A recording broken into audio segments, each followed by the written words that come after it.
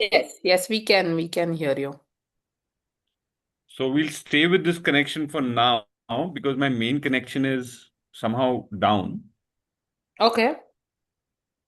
and I hope we can manage without any problem. Right, right. We'll see if it I mean you go frozen mid-sentence, then I'll let you know. But Right, please. I think people have started joining in. So hello, welcome. A very good morning to all of you. We are just going to wait a minute and then we are going to get started.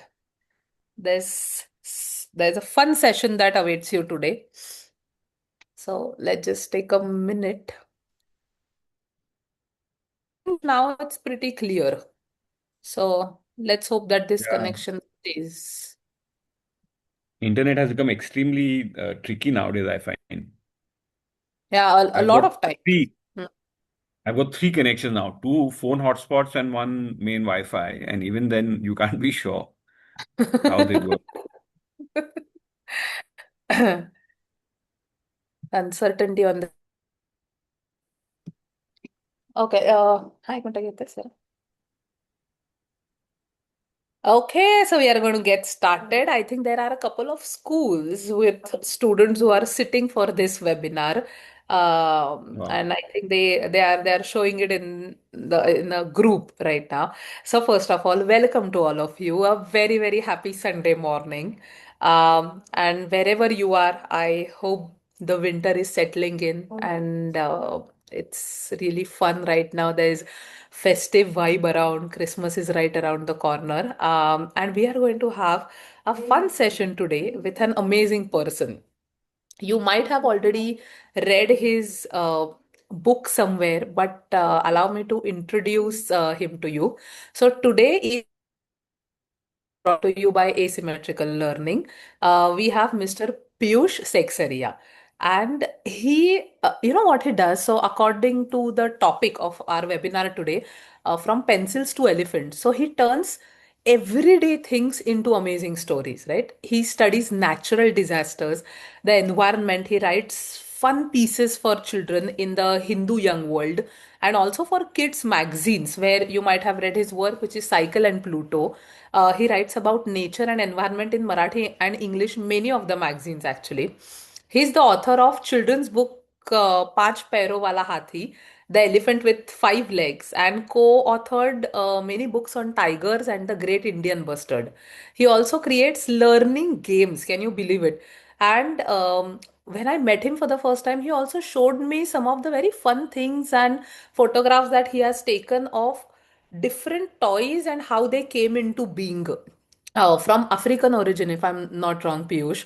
And he does learning games about snakes, turtles, and nature. So you can imagine what a curious person he must be.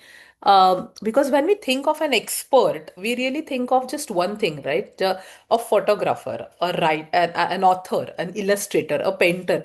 But Piyush has done a lot of those things with his extremely curious nature. He has roamed many countries, he has studied in different countries as well. And with all of that, he brings together different perspectives on nature, on animals, and on how children think. So, when we met him, we realized that it would be a very interesting idea to have a talk with him. And we have him with us today. So, thank you, Piyush. Thank you so much. So, Piyush, with your introduction, actually, we have a lot of questions lined up for you. And as the flow goes, audience, if you have any questions, you can just put it in the chat box. You can't really unmute and speak because this is a Zoom webinar. But chat box and question box, both the things are open in your Zoom webinar. So you can put your questions here. With Piyush's varied background, whatever we have thought of, whatever some of our students have asked us, we have lined up those questions. So let's get going, right? Um, hmm. Piyush, you have written many different stories about nature. It can be actual nature trees, it can be animals, it can be even Kailasa. So you have written many stories by observation. Um, whichever of these stories you can pick up, and can you tell us that when did you look at something and you thought there could be a story to it? So thanks, Ketki, and thanks Asymmetrical for this session. And just as much as you've been so kind in generous in your introduction, I would like to thank children and people who work with children, teachers, parents, adults with young hearts. Because without them, I don't think the world would be so wonderful and fun. So, coming to your question, each story has its own story. Each story actually has its own story. And maybe I'll take one example. So I remember I was in the Western Ghats with a friend, and this was between in the monsoons a few years back, and we were in a ghat section where this friend pointed out to me a little flower, and he said, this is a carnivorous flower. And I did a little drawing, a quick painting of it, and I sort of forgot about it. A very small, smaller than the thumbnail, that kind of size the flower is. A very beautiful flower. And my editor, the person whom I work with in Cycle, one day told me, Piyush, why don't you think of something that is so small that we don't think of it? And it was also the monsoon time. So I started thinking of, are there things that I have come across that are that fall into this category? And I remembered this flower that was carnivorous. And I had actually just forgotten about it. And I said, okay, wow, like how can this such a beautiful flower be carnivorous? And then I started reading up and researching. And then it was like an entire revelation in terms of how it works, what is the carnivorous part of the plant. And then I was also in touch with some botanists, including Dr. Aparna Vatve, who has really studied plants of the rocks or the rocky outcrops of the Western Ghats to understand this. And in some sense, at least in this case, the trigger was this question by the editor saying that why don't you write on something which you think is too small or that we don't give a thought to? So I think each story is driven by a different trigger. And like I said, every storybook is a story in itself. Every story has a story behind it. So it's almost like maybe one can write sometimes a book on how some stories came about. Yeah. That's a very cool prompt, by the way. When you said that, write about something very, very small, because I remember when I had done a small story writing workshop, they had asked us, write about something that you don't pay attention to in your room. And I remember we were looking around, and I thought, the curtain has this holder, right? So so these days there are these fancy curtain holders that are there, but in my earlier home we didn't have any fancy holders. They were just a string that was attached to a curtain, and I remember writing on it. Oh, wow. Nice. And it was very fun. So I remembered that prompt. I liked it. That's something that is very, very small. So okay, coming back to that, what is a carnivorous flower?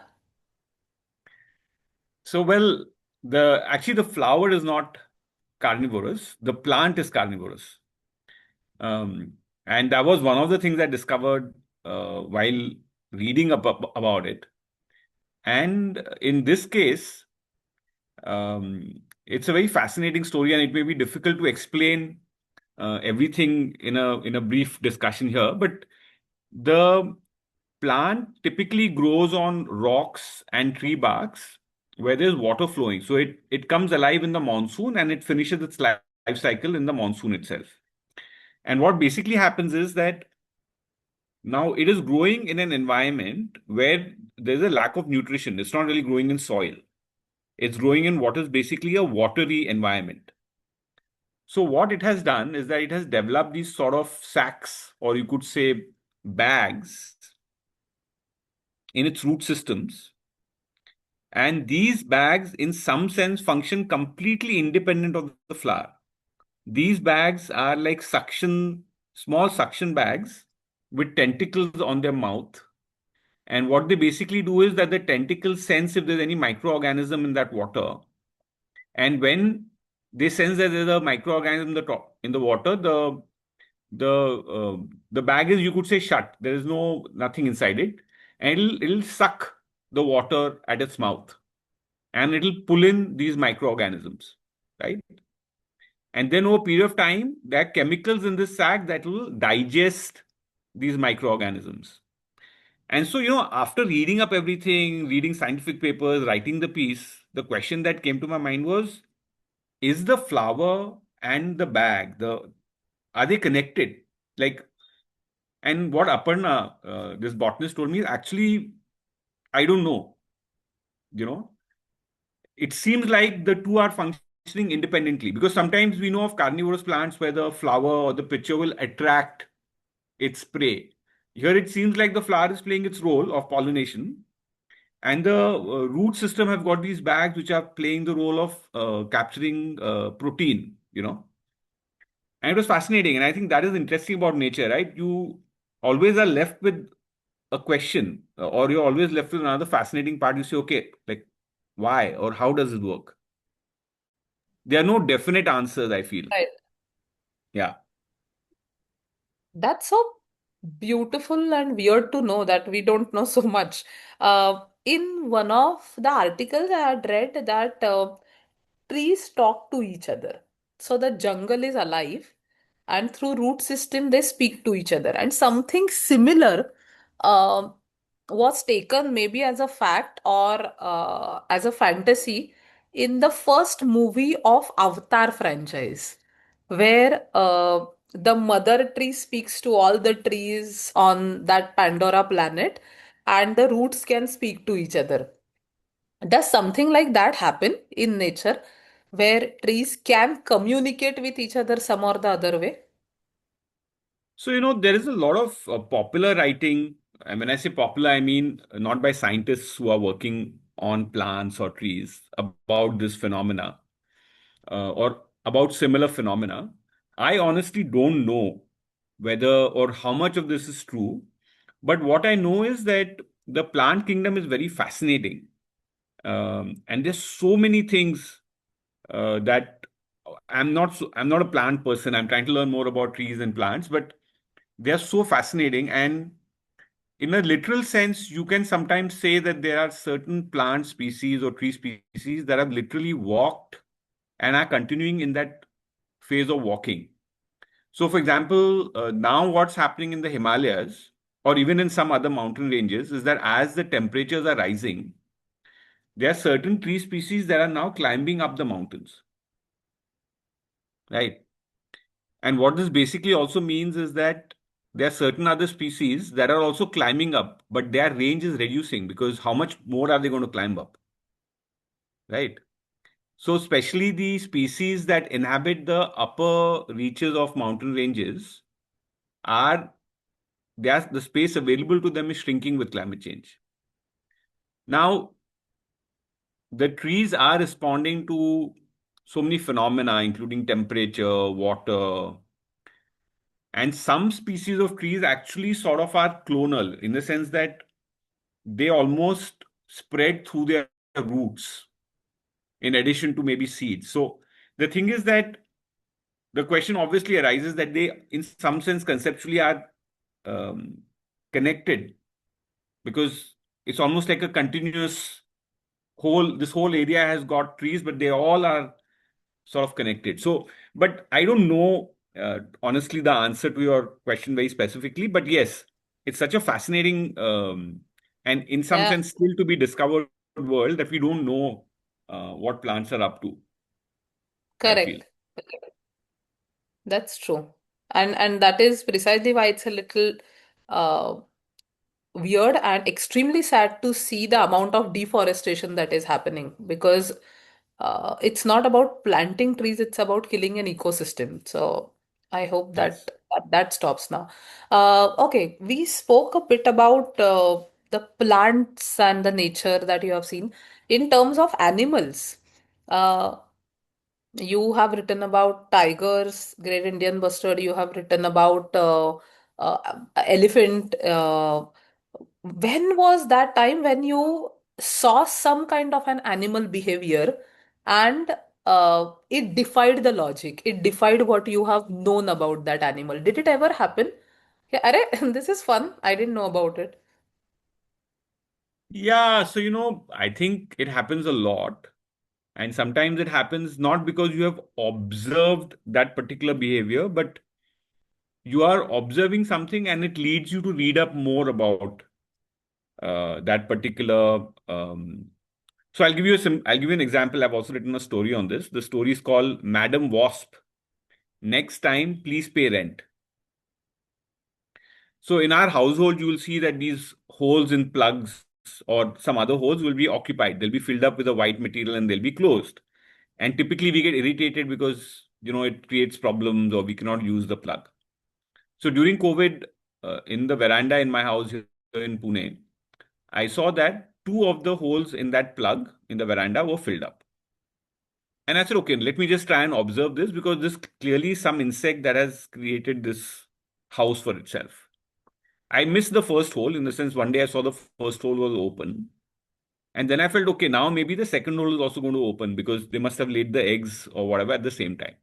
And by sheer coincidence and luck, I saw a little black wasp coming out of that second hole. It cleaned itself and it flew off.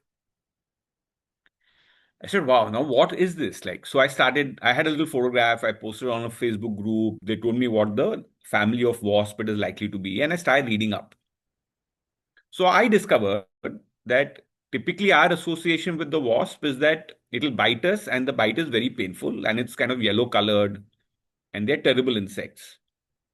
And then as I start reading up, I find that there is a whole different set of families of wasps, right?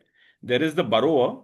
Most wasps actually are solitary wasps. They don't live in colonies like we think of honeybees. They live solitary. So one of them makes holes in the ground or in trees. So they make holes for themselves. Some of them build small, that we call as mud wasps or potter wasps. We see them often in the corners and where windows and walls meet. And then there is the renter. The renter will typically occupy existing holes. And then, of course, you've got wasps that create these large sort of hives that are called paper wasps, where they use material from tree barks to mix with saliva and create a sort of paper and so on. And then my questions start coming, okay, so what is it up to? Like, why is it? So what it basically does is that the mother wasp will go and kill, not exactly kill, but will go and catch spiders, caterpillars, and inject them with some kind of chemical and stuff them into the hole. Okay. And in that hole, it will also lay an egg. So the idea is that when the egg hatches, its baby has food to eat. And it'll spend time eating that food, it will metamorphosize and come out in the form of a wasp. Right? So then my question was that why doesn't that insect, whether it's a caterpillar or spider, why doesn't it rot? And it seems like, or rather, it seems like, no, the fact is that the chemical that this wasp injects in those creatures that it has sort of killed ensures that they don't rot. Right? Now, it's fascinating because who would have thought that a wasp that you otherwise hate or that you otherwise just look at, you have to like kill it. They have such fascinating lives. And of course, the story talks more, but which is why I said that Madam Wasp, the next time you have to pay rent. This time you occupied and you got away. But yeah, so there are lots of things like that. I like that of all the things that you have actually written, there is this smallest thing that you're talking about because that goes on to show how observation plays a very big role.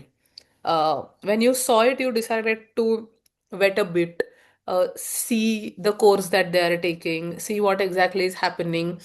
Um, I think for the teachers and parents, it's important to let that curiosity also thrive a bit.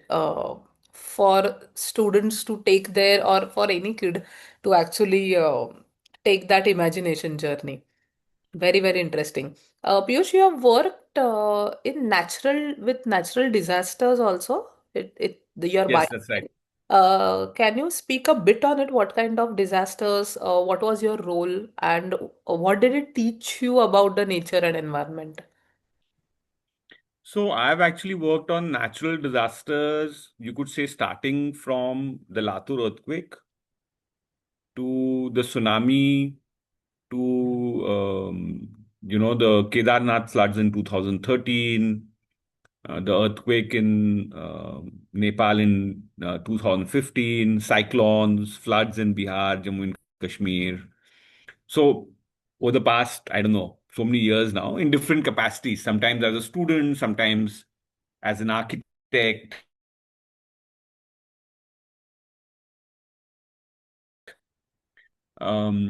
My these kind of scenarios is one to sort of, or used to be, to assess the kind of damage that. Um, Let me know if my connection is working okay. Is my Your connection audio okay? is seamless. Your video is getting frozen in between, but your audio is seamless, so Ah, we can okay, continue. Yeah. okay, right. So, so one is to assess the damage, and I typically would look more at aspects of, say, housing, public buildings, and I've also worked a lot with communities, building capacity of communities. Um, and to a certain extent, I would say the scale of these events is very large in terms of when you look at something like a tsunami or a flood, you're looking at really massive events and massive impact and very challenging scenarios. So, of course, you feel very small and very little despite whatever work you may be doing. I think one thing that I've learned is that, and I think we need to learn as the human race, is that we have to be humble in front of nature. And our attempts, our continued attempts, and I don't understand why we are not learning, but our continued attempts to try and dominate nature or to, build and go everywhere. And I think we have to really rethink on that. Because I think nature is giving us enough signs that, look, things are not fine. And we tend to sort of blame it on climate change, or we tend to blame it on a natural phenomena. But the thing is that we are creating conditions where what would have otherwise just been a natural phenomena is becoming a disaster. Or what is actually a bearable amount of climate change. Impact of climate change is there, there's no denying it. But it is not that you cannot live with it, is becoming something that is becoming a major sort of disaster. And I think that our contribution to making these events disasters is much higher than, in many cases, I won't say in all cases, in many cases, our contribution is much higher to making them disasters. And I think that's my learning, that we have to really think about what is the developmental paradigm or how we want to proceed going further. That's true. We do have to stop and think about these things. So, uh, there is a very good educational attempt that I saw regarding tsunami. So I was in Sri Lanka recently, and in Gaul, they have created something called tsunami museums. So when Gaul was worst hit after the tsunami, they have created the entire educational experience around it. That what exactly happened, how do the plates move, when one after the other tsunami hit, why was the second one bigger? What exactly happened in the Mm. ocean because of which the second one was bigger? And after that, when we say that we have taken control to now understand when the tsunami is hit, what does that control mean exactly? And Mm. it's a very educational experience that they have created out of this tragedy. I don't know if even India has one. I'm not very sure, but it was a good experience to see. And as you said, it's very okay. So there was one experience that one of the persons over there shared. I would love to know your thoughts. So, when tsunami hit Sri Lanka, uh, the repercussions of the same went to one of the national parks in Sri Lanka. And at that time, after all the floods, after all the things happened, there were more people who were dead than animals, because animals understood the vibrations. Animals are more in tune with nature, and they went to higher grounds before humans really knew what was happening. Was it true? Did something like that happen in India also? Did you see that in disaster management? So, it is often said that um, animals are able to sense Hmm. events in a different way. In some cases, people also believe that animals are able to sense events in advance. Hmm. Um, you know, at the same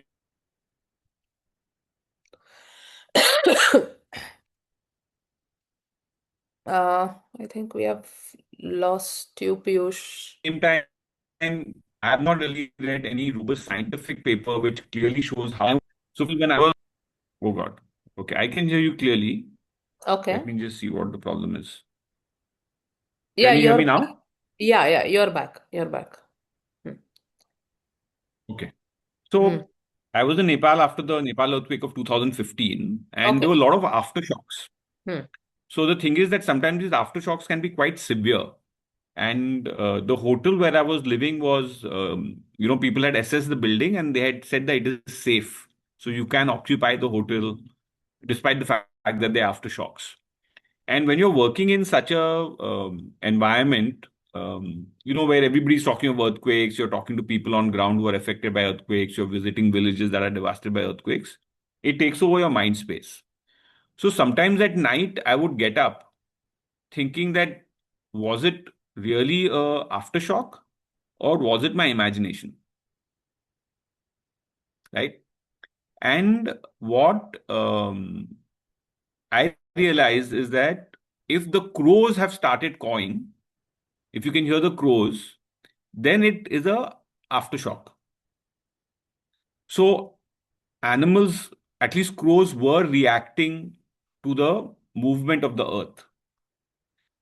And if you look at science, for example, now we have methods of being able to predict earthquakes. So at least give a little early warning. Enough. In the case of Nepal, they had an early warning system, and in homes where it was installed, it gave them a few seconds to actually run out of the house into the garden. Right now, these systems are also working on basic principles of vibrations that are coming from the earth, and a lot of wild animals are much more sensitive to these elements in terms of if you look at certain species, they rely more on vibrations of the earth to identify prey. They are much more closer to the ground. So their sensitivity or their senses are much more attuned to certain characteristics. And so I wouldn't be surprised if they are better placed to respond than we are to a certain extent. In the case of, say, even in Tamil Nadu, there was one particular area which had mangroves. And if nothing else, it's the mangroves that protected the land behind it, including villages, from destruction. So maybe the national park that you're talking of in Sri Lanka also benefited from the fact that the natural growth of trees and other things may have reduced the impact of the event. So it could be a combination of factors, but honestly, I don't know whether animals are really better off in a significant way than humans. They may be better placed because they are in nature and they can move and more connected to the earth and the weather elements and so on. But I don't know whether they can actually predict uh, these events. Okay. Okay. Interesting. Crows cawing. I didn't know about it. It's interesting to see that. You have photographed many temples and I mean, from the architecture perspective also, right? I've photographed one, but for a book, essentially for a book project, I did a assignment where I photographed cave number 16 in Ellora, which is Kailas. basically Kailasa. Mm. So that is a substantial piece of work, but I've done some photography other than that, which is not necessarily temple or heritage specific. Okay. I've Okay. exhibited, I've published. Okay. And while photographing Kailasa, what were your experiences? Because we have heard so many things about Kailasa um, uh, from many different perspectives of जो guides बताते हैं ना कि वो कभी ये मिला ही नहीं while so right from a little bit of a mystery and fiction perspective to the architecture perspective where you can actually see so many different dynasties and architectures and their remnants in Kailasa. So it's very interesting to see. Tell us about your experiences. So in the case of Kailasa, what happened is that I was part of a project team that was preparing the heritage management plan. It's a UNESCO World Heritage Site. And at that time, I actually worked like a social scientist. And my work was to understand visitor behavior and visitor perception, amongst other things. So it was all related to visitors and service providers. So I'm trained as an architect, but I also got an opportunity to work as part of the social sciences team, and I took it because I said, okay, great, why not? But I'd spend some time there, and I'd typically spend time outside because I was talking to visitors most of the time, right? So you're not really spending time inside because you're going to catch visitors outside the caves. Because inside the caves, they are watching. You are not going to go and ask them, right? And then this opportunity to photograph the Kailasa came through a completely different connection. But I had an advantage where I had spent time in and around the caves, but I had not really spent time looking at the caves. I had spent time looking at the visitors, you know. And so what happens is that architecture or photographing something like the Kailasa is a very um, experiential sort of process where what we basically did is that we went in and this American author and architect who was writing the book, he unfortunately passed away, but a wonderful gentleman. He had a list of photographs that he wanted. He had a manuscript and he had identified what photographs he wanted.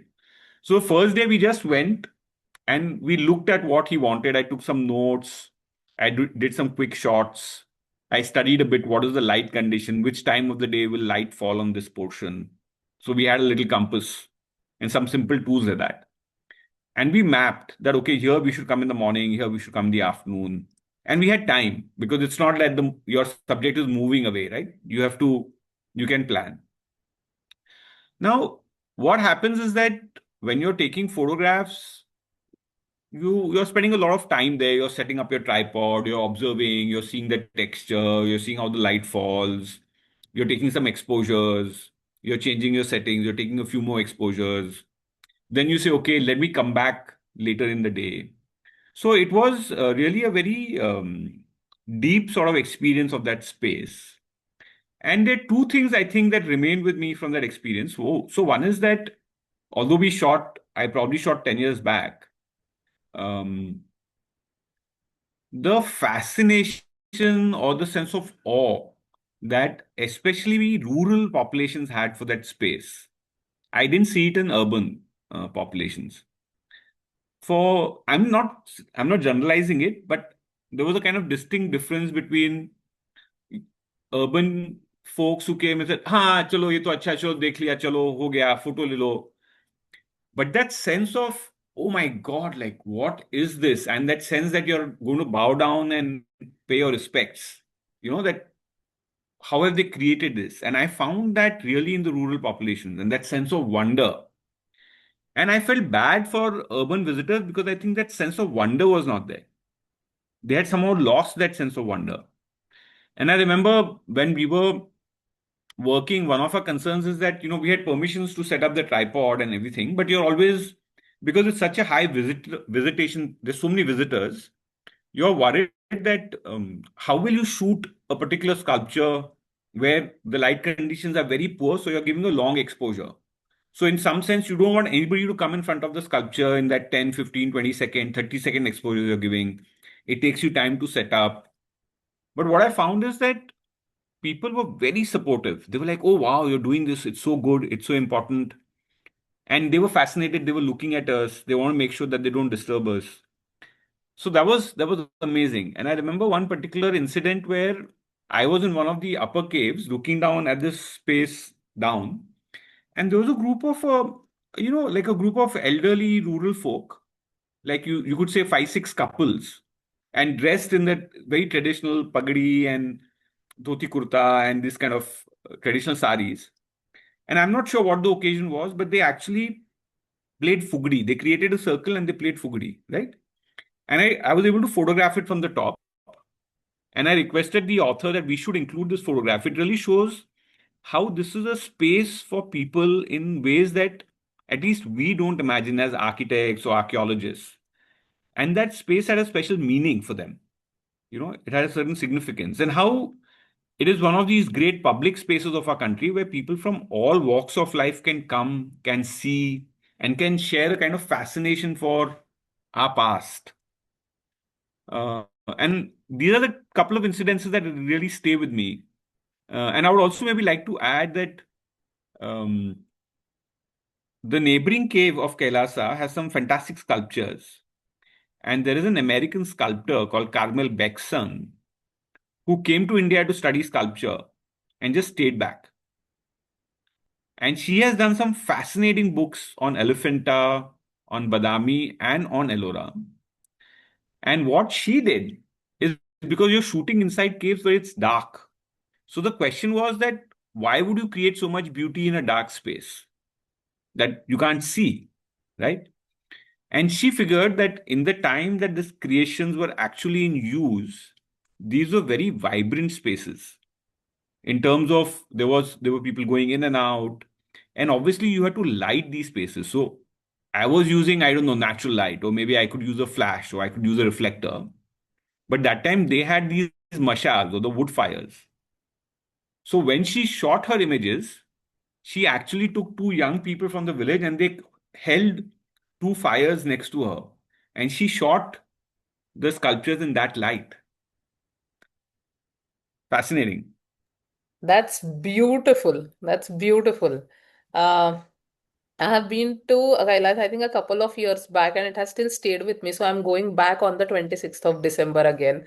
And before that, so rather after coming back, I would love to give you a call on the things that I've seen. This is crazy. And what you said, Piyush, I think will stay with me for a while is the sort of difference between urban and rural population and the sense of wonder going away.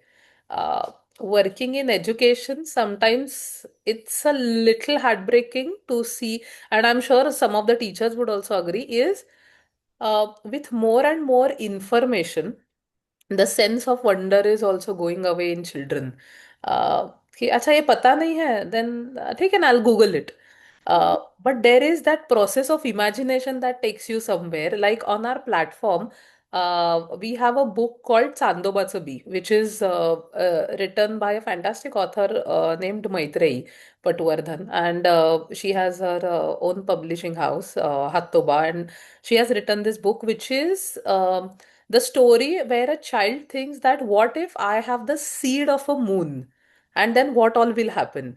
And I'll tell you two experiences. So we were in one of the festivals. Currently, we are there, and we showed it to two different children. Right, a child who's a little younger and his older brother. And when we were showing that particular book, the older brother came a little later. But before that, this little child was constantly looking at it. That what if I have the seed of the moon?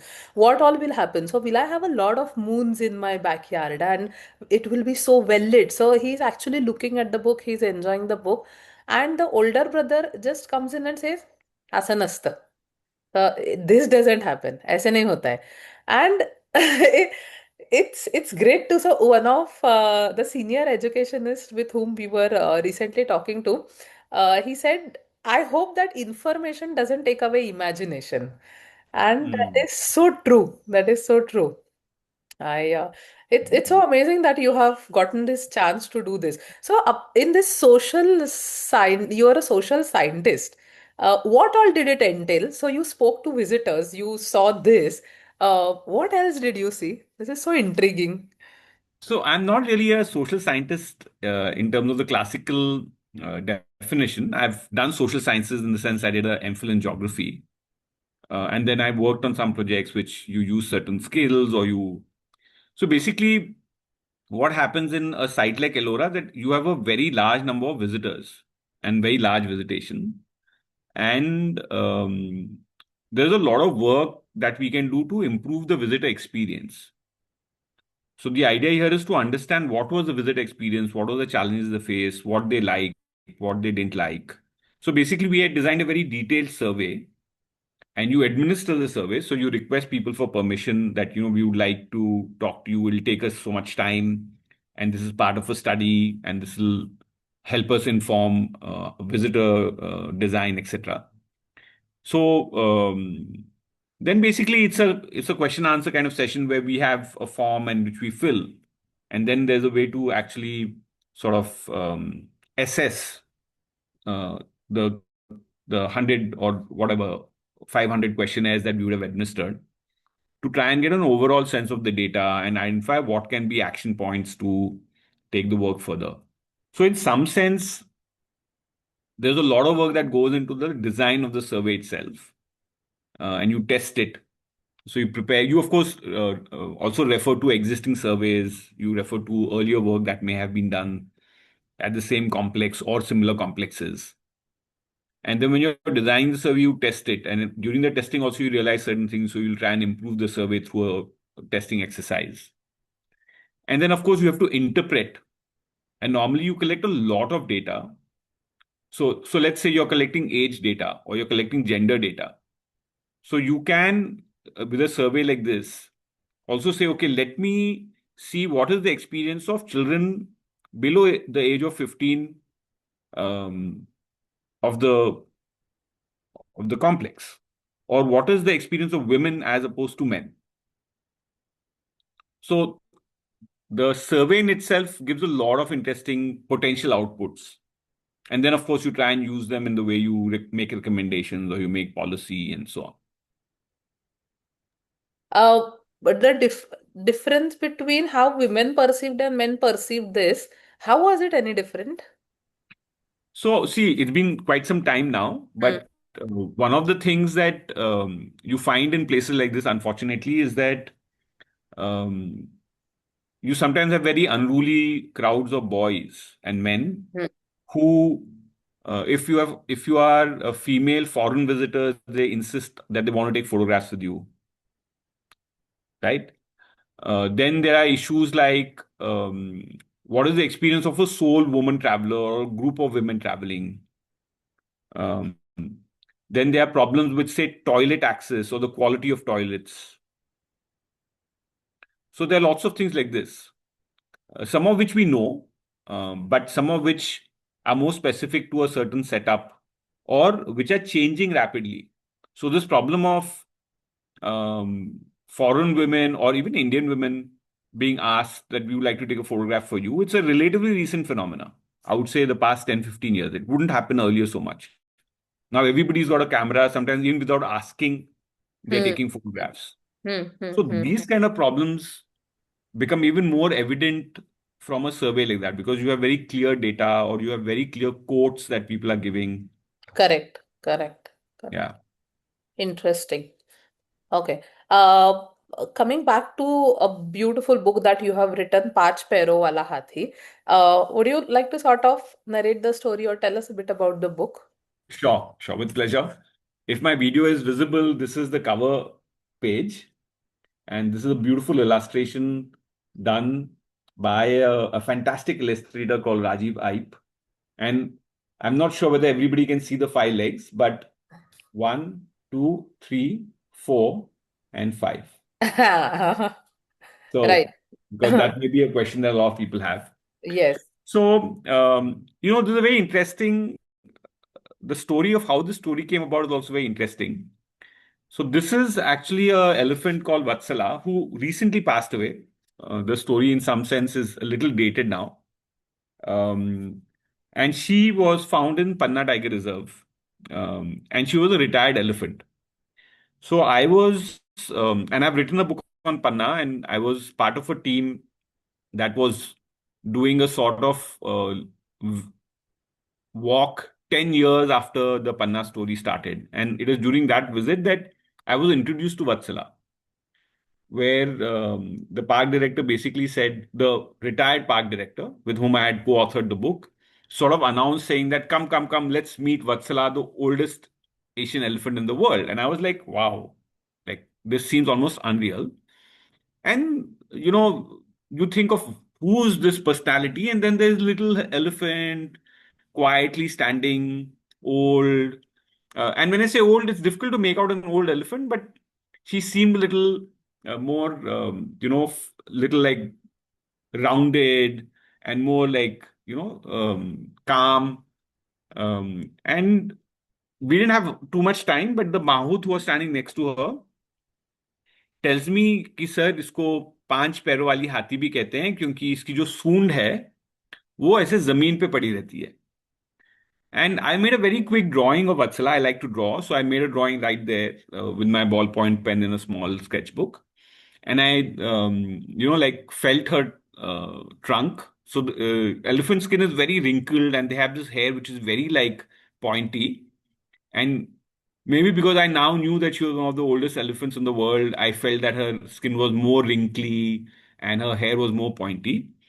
And in that much time, there was a little young elephant who came and started sort of rubbing against her, and it was time to go. And so I left.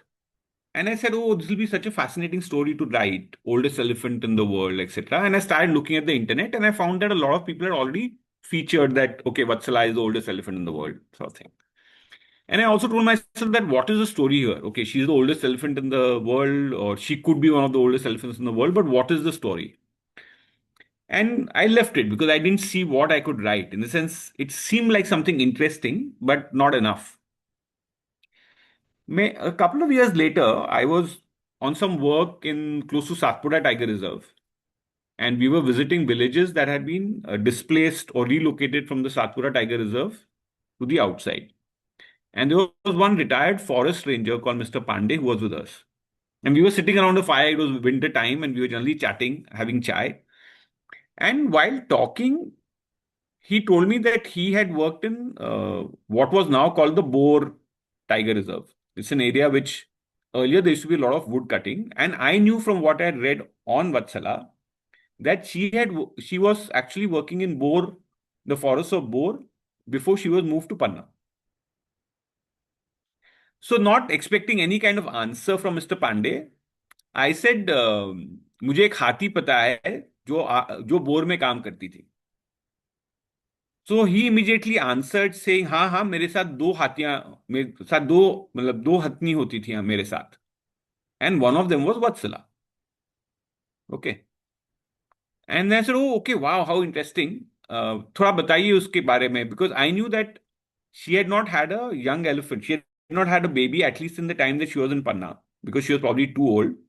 So one of my first questions was कि क्या आपके आपके पास जब थी तो क्या उसको बच्चा हुआ था. एंड ही सेड कि नहीं, क्योंकि मेरे पास तो तब दो फीमेल एलिफेंट्स थे, मतलब दोनों, एक गीता और एक वत्सला. तो मेरे सामने तो हुआ नहीं, हमारे पास तो कोई नर हाथी था नहीं. And then we started discussing the elephant, and he told me something that I really felt that, oh wow, this is something I have to write. Okay. And so what actually happened in the case of Vatsala is that her story, her beginnings are still a mystery, but her origins are in a forest division in Kerala called Nilambadur. From Nilambadur, she was brought, I think, in 1975 to Bor. There, along with Geeta, she was involved in wood cutting operations. So that time, forests were being cut there, and you need elephants to pull the logs out to a point where they can be loaded into trucks and taken away. So the elephants pull the logs out, and they also help with the loading into trucks. It's extremely hard work. It's extremely hard work. And then at some point of time, she was moved from Bor to Panna. And in Panna, she was like a, earlier we used to have these elephant rides, which were then stopped. And at some point of time, she became old, so she was retired, but she remained as part of the elephant camp. So, what actually Mr. Pandey told me was very moving, and I'll share it now. I'm not narrating the story in a classical sense, but so he said that at one point of time, the timber operation stopped, right? And it was time he got a direction that the two elephants, Geeta and Vatsala, have to now be moved to Panna Tiger Reserve. And accordingly, two trucks came to take the elephants. Now, Vatsala and Geeta had been friends for close to 20 years. They were together and they were very close elephants, close to each other. But when the trucks came to take the elephants to Panna, Vatsala readily climbed in and Geeta just refused to climb. And Vatsala was then sent off to Panna and Geeta was not. So just like that, one fine day, two elephants who have lived together for 20 years get separated.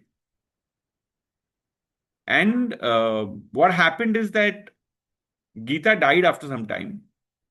And in some sense, Vatsala never really got a chance to meet Geeta again. Right. And I just felt that, what a story. Like, it's so tragic. This is an elephant who's probably the oldest Asian elephants in the world.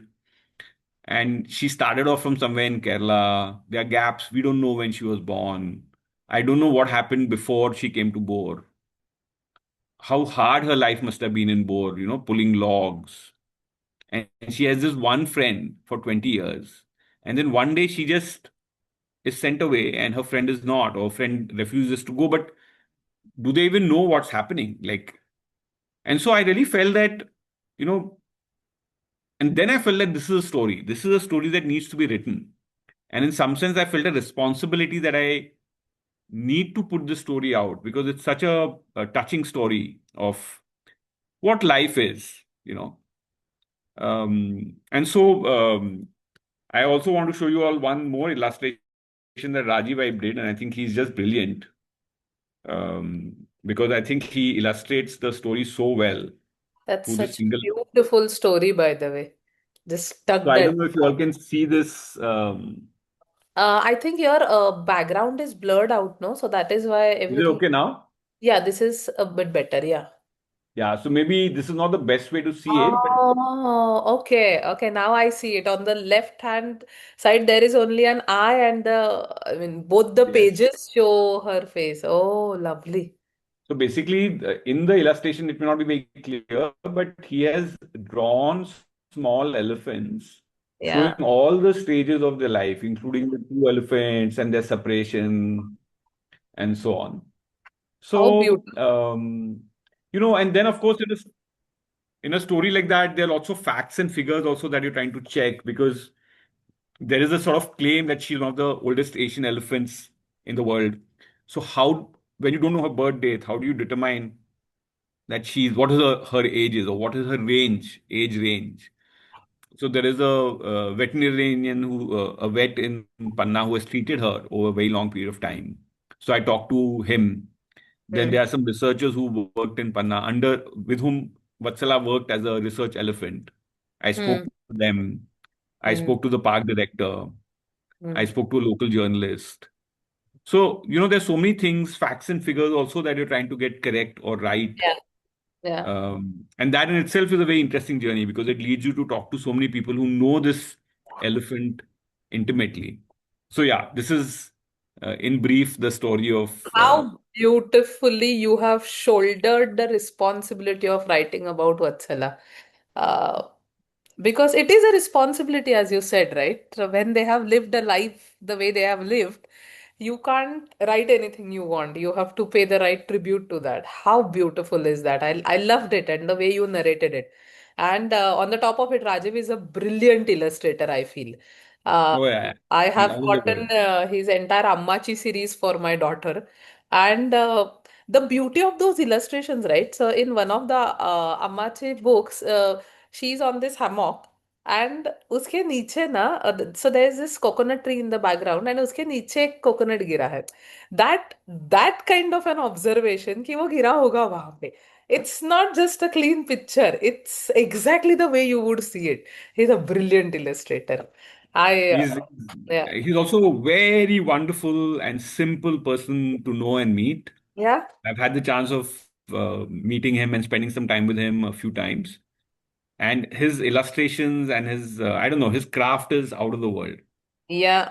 He's brilliant. After talking to you, what I feel, Piyush, on the end note is we should have you and Rajiv both in one frame, and both of you talking to each other about some of these experiences, because his observation, your observation about nature, animals, places, and also perspective, right? Because we end up talking to a lot of people, and the perspective that you have towards this is amazing. Piyush, thank you. Thank you so much. By the way, everyone, we are going to be sharing the YouTube link of this along with Piyush's website. So, all the different work that we tried to cover in this one episode, his photography, then temples that he has photographed, his writings, many of those things are there on his website. So we will be sharing the website link also. Please do go through it. Piyush, it was absolutely wonderful way to spend a Sunday morning with you and get to listen to you. Thank you so much, and I hope we get to listen to you even more in the coming days. Thank you so much, Ketki and Asymmetrical, and thanks to everybody who joined in. It's always Yes. very nice to share these, especially with an audience that's so receptive and appreciative. So thanks so much for that. Oh, wonderful, wonderful. Thank you. Thank you, Piyush. Take care and take care, everyone. Have a great Sunday. Bye. Bye.